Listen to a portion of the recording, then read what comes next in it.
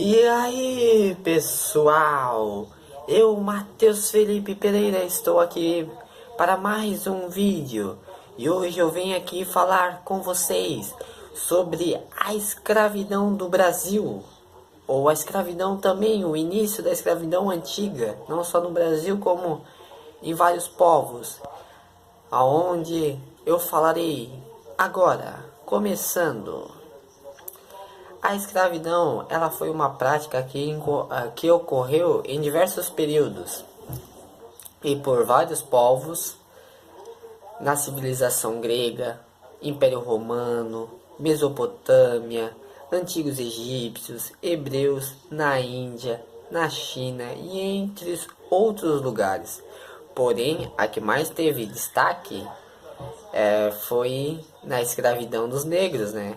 Aonde eles comerciavam, eles faziam eles de escravo, trabalhando duro, para que eles tivessem benefícios para o que controlavam os chefes, principalmente depois da descoberta da América. A partir daí iniciou o comércio de homens, mulheres e crianças entre as Américas e a África, o tráfico negreiro durante o período colonialista.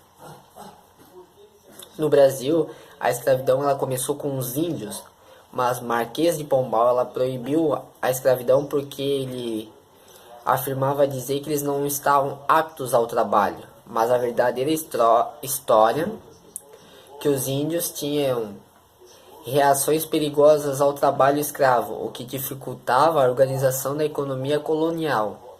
Ou seja, né, se eles davam perigo, eles podiam tanto fugir ou fazer alguma coisa de mal para os próprios líderes. Aí comprometendo quem organizava e quem era os chefes, né? Desfavorecendo a indústria, a economia para eles. Que eles tinham o objetivo de acumulação capital. Quanto mais de enriquecimento para os líderes, melhor para eles. Só que como não dava, aí eles mandaram não fazer, né? Retiraram para que isso não acontecesse. Essa proibição ela ocorreu no início da produção canavial, primeira metade do século XVI, metade do século XVI, onde a escravidão africana tomou lugar, pois os senhores diziam que havia falta de braços para trabalhar na lavoura. Porém, o real motivo era por exigirem uma mão de obra permanente e por não estarem dispostos a trazer portugueses e pagar o devido salário. Sem contar que o tráfico negreiro também era uma atividade rentável, pois possibilitava altos lucros à coroa portuguesa e foi uma das principais fontes para acumular capitais para a metrópole, ou seja, era mais vantajoso do que escravizar índios. Eles trabalhavam, além de ser nos canaviais, eles trabalhavam também na área de mineração e na lavoura cafeína, ou seja, na lavoura de café e no minério, para procurar se tinha diamantes, ouro, essas coisas. Aonde eles viviam? Como os escravos eles viviam? Os escravos eles viviam em senzalas, galpões escuros, sujos e úmidos e ficavam acorrentados para evitar a fuga. Eram castigados e apanhavam constantemente, na maioria das vezes com açoite, um tipo de chicote, para sentirem intimidados e garantir o trabalho e a obediência aos seus senhores. Ou seja, se havia um escravo desobediente, eles mandavam no chicote até que ele respeitasse e voltasse ao trabalho, e eram bastante judiados. Isso é óbvio, né? Faziam até sair sangue, até podiam matar, se caso fosse desobediente, não fosse fazer o trabalho para eles. Trabalhavam de 14 a 16 horas por dia, em péssimas condições. Imagina, a gente trabalha em 8 horas, já reclama, imagina eles, tadinho. Trabalhavam de 14 a 16 horas por dia, ainda com péssimas condições. Para ver como que é a diferença de antigamente como hoje em dia. Vestiam apenas trapos e se alimentavam da maneira desprezível, no máximo 2 vezes por dia. Sofriam não só torturas físicas, mas também psicológicas, pois os senhores destruíam os valores dos negros e tentavam impor a superioridade dos brancos, ou seja, se vissem mais negros do que os brancos, mandavam matar tudo. O transporte de escravos era feito em porões de navios em condições desumanas, ficavam amontoados em lugares apertados, sem ventilação, escuros, passavam fome e muitos morriam, como eu disse, antes mesmo de chegar ao Brasil. Ou seja, eles saíam da África, faziam esse trabalho, iam até para o Brasil, mas às vezes alguns não chegavam vivos. Ainda quando chegavam mortos, mesmo não chegando no Brasil ainda, eram jogados no mar, desprezado, como se fosse um lixo, não fosse nada. Os principais locais de desembarque eram no Rio de Janeiro, Recife, Bahia e em São Luís do Maranhão. Os comerciantes vendiam os escravos como mercadorias. Os que eram mais saudáveis, novos e fortes valiam muito mais do que os mais velhos e fracos. O valor dependia muito do sexo e da idade.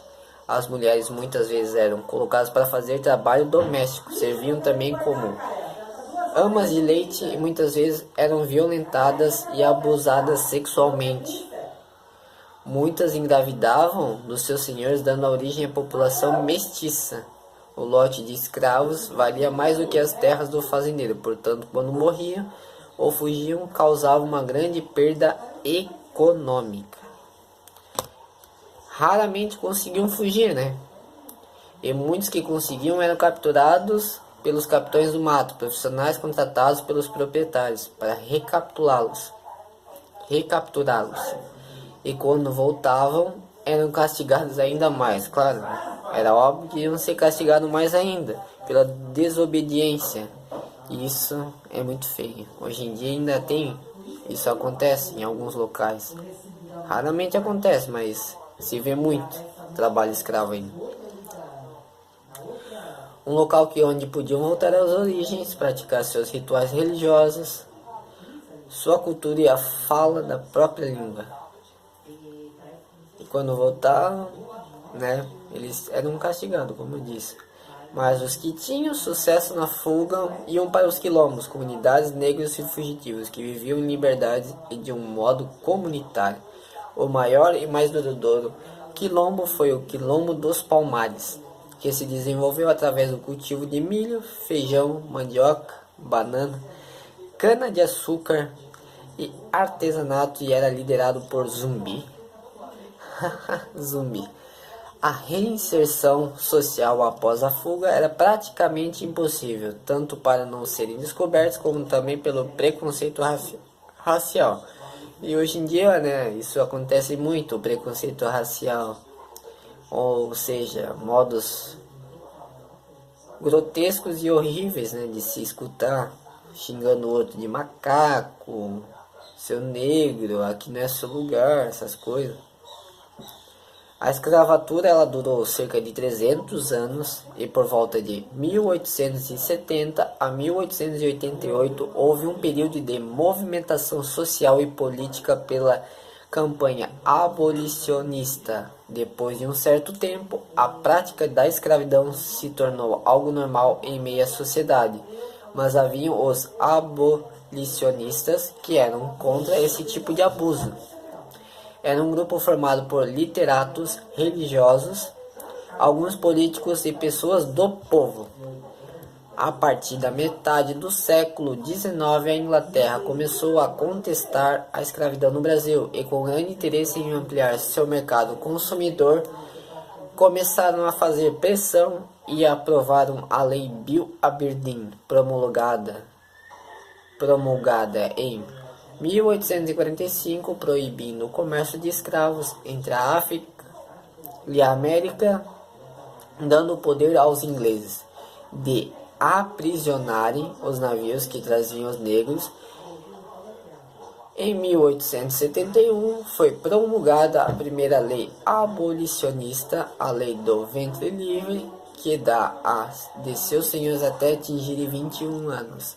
Por volta de 1880, muitas pessoas abraçaram a campanha abolicionista e fundaram a Sociedade Brasileira contra a Escravidão, entre eles alguns políticos e intelectuais importantes.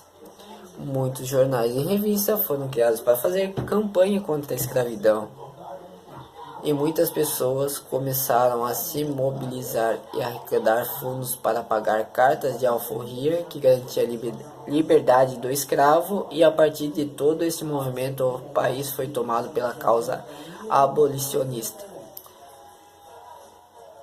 No Ceará, em 1884, foi decretado o fim da escravidão em esse território, e por essa decisão, a pressão da opinião pública sobre o governo e as autoridades aumentou.